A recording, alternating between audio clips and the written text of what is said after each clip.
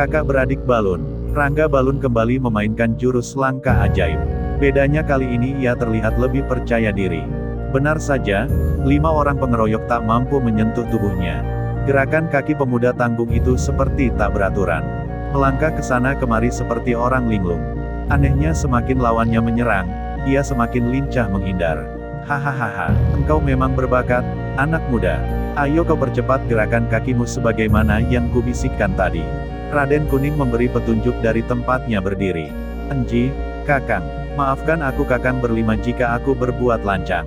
Jawabnya, tiba-tiba ia mempercepat gerakan kakinya. Tubuhnya yang kecil semakin tak karuan dengan langkah-langkah jurus ajaib itu. Akibatnya 5 orang pengeroyok semakin tak bisa menebak kemana arah langkah pemuda tanggung itu. Pertarungan main-main itu berubah mencekam. 5 orang kakak seperguruan Rangga Balun itu mengeluarkan semua kepandaiannya. Setelah puluhan jurus, Rangga Balun masih tak bisa mereka jatuhkan. Hingga akhirnya kelima pengeroyok justru saling pukul karena terpedaya oleh jurus langkah ajaib. Aduh, mengapa engkau memukulku? Mereka sepertinya belum sadar apa yang terjadi. Tiba-tiba mereka justru saling pukul. 5 orang itu harus terpental dari pertarungan karena terkena pukulan nyasar. Kami mengaku kalah, Dimas Balun.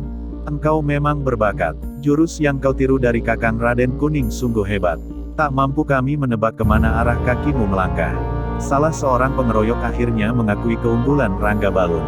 Ai, Kakang, jangan engkau memuji diriku. Semua ini karena petunjuk suara yang dikirimkan oleh Kakang Raden Kuning kepadaku.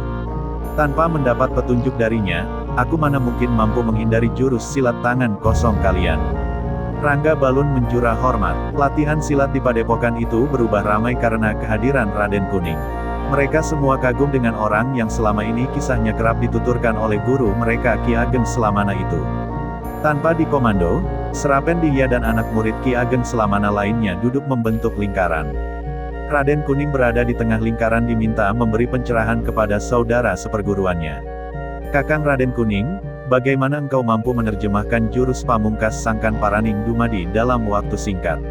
Sebagaimana dituturkan oleh guru, engkau langsung bisa menguasai jurus langkah tersebut tanpa mengalami kesulitan. Kami saja hingga saat ini belum bisa menyerap petunjuk dari guru untuk menguasai jurus tersebut, ujar salah seorang murid. Dalam setiap kalian berlatih, kuncinya adalah keyakinan. Semua hal yang dilakukan atas dasar keyakinan, pastilah akan bisa dipecahkan dengan mudah. Aku kebetulan saja dapat memecahkan rahasia jurus Toyo Ing Uripan dan Lesus Sing Purun Damel. Meminjam bahasa guru, aku berjodoh dengan jurus itu. Raden Kuning menjawab rasa penasaran mereka dengan filosofi. Tadi engkau sudah memberi petunjuk kepada kami. Namun hanya Dimas Rangga Balun yang bisa menangkap petunjukmu. Artinya Rangga Balun lebih berjodoh denganmu ataukah diri kami yang tak berbakat? Salah seorang dari 5 pengeroyok mengajukan pertanyaan. Sebetulnya berbakat atau tidak seseorang itu bukanlah hal yang utama. Tetapi yang terpenting kita menanamkan keyakinan bahwa untuk menguasai suatu hal termasuk di dalamnya ilmu kanuragan, yang wajib dilakukan adalah bersungguh-sungguh. Hal itu bisa diterjemahkan dengan melatih diri secara tekun. Bakat seseorang memang memudahkannya untuk menguasai suatu hal, tetapi ia tetap harus berlatih dengan sungguh-sungguh. Artinya tidak ada sesuatu yang sulit itu dapat diperoleh dengan mudah. Semakin sulit jurus silat yang kita pelajari, maka semakin dibutuhkan kesungguhan. Raden Kuning kembali memberikan pandangannya. Diliriknya dari ujung mata, Rangga Balun nampak memperhatikan semua petunjuknya dengan seksama. Entah mengapa, Raden Kuning tertarik sekali dengan pemuda tanggung itu. Selain berbakat, ia merasa anak itu berjodoh dengannya. Baiklah, kita semua sudah mendapat petunjuk dari Kakang Raden Kuning. Sekarang kalian kembali melanjutkan latihan. Ayo, Kakang, aku tunjukkan tempat istirahatmu. Instruksi dari Serapen Dihya mengakhiri pertemuan mereka. Antarkan aku ke rumah Kakang Rembalun. Aku ingin mengunjunginya. Sepertinya tadi Rempa Balin sangat tertarik untuk belajar teknik ukiran kayu seperti yang ada di rumah-rumah yang ada di sini, pinta Raden Kuning. Izinkan aku yang mengantar, Kakang. Nanti biar aku yang merayu Kakang Rembalun agar mau mengajarkan teknik ukiran kayu yang dikuasainya, rengek Rangga Balun. Baiklah, engkau ikut dengan kami, Dimas.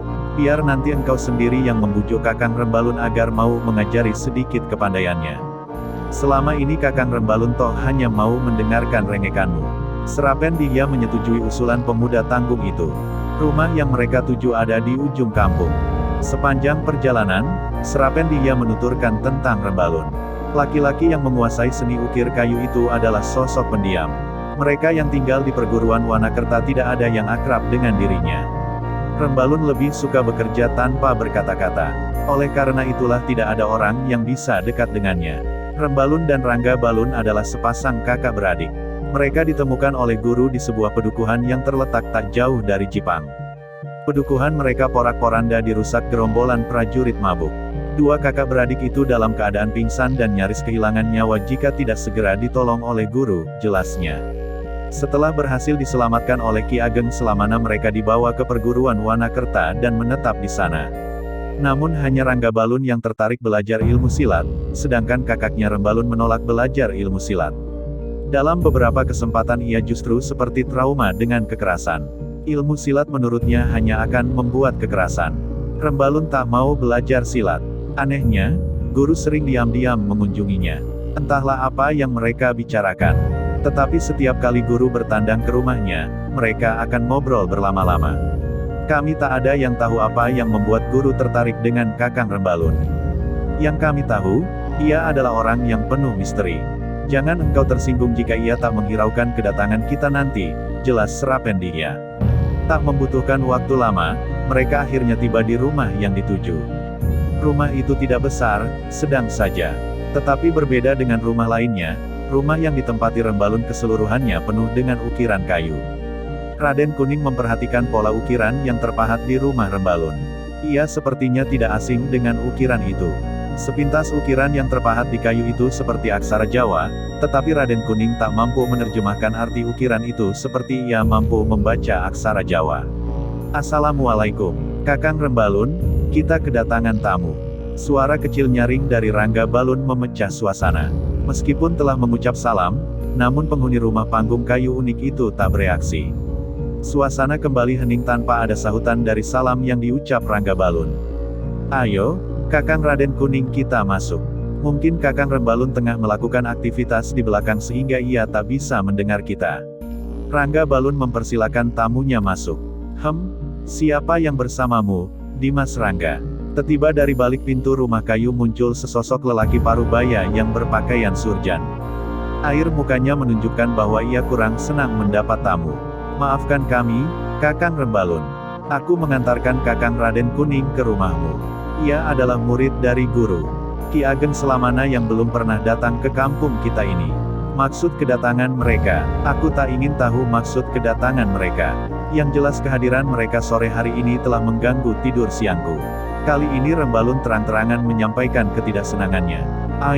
Kakang, aku yang mengundang mereka. Engkau jangan membuat aku malu. Kakang Raden Kuning baru saja datang dan engkau telah memperlihatkan keburukan sifatmu.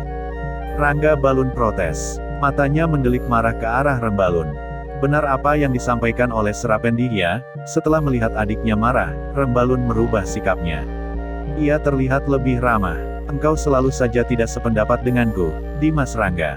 Baiklah, jika memang kedatangan mereka karena undanganmu, aku akan melanjutkan tidur siangku. Suara Rembalun masih terdengar ketus. Sebelum ia sempat kembali ke dalam rumah, tiba Raden Kuning mencekal pergelangan tangannya. Sontak lelaki tak ramah itu menepis tangan yang mencekalnya. Namun dengan sigap, Raden Kuning menguatkan pegangannya. Kedua mata lelaki tangguh itu saling bertabrakan. Raden Kuning merasakan ada kekuatan magis di sana. Ia sepertinya pernah mengenal tatapan mata seperti itu. Meski belum mampu mengenalinya, namun suasana hati Raden Kuning langsung tak enak. Siapa engkau sebenarnya, Kakang Rembalun? Tiba Raden Kuning menghardik pria di hadapannya. Seharusnya aku yang bertanya, mengapa engkau membolak-balikkan keadaan? Jika aku adalah kamu, pasti kamu akan sepakat denganku. Jika aku adalah kamu, perkataanmu ini sepertinya mengingatkanku akan seseorang. Raden Kuning memutar bola matanya berupaya mengingat-ingat sesuatu.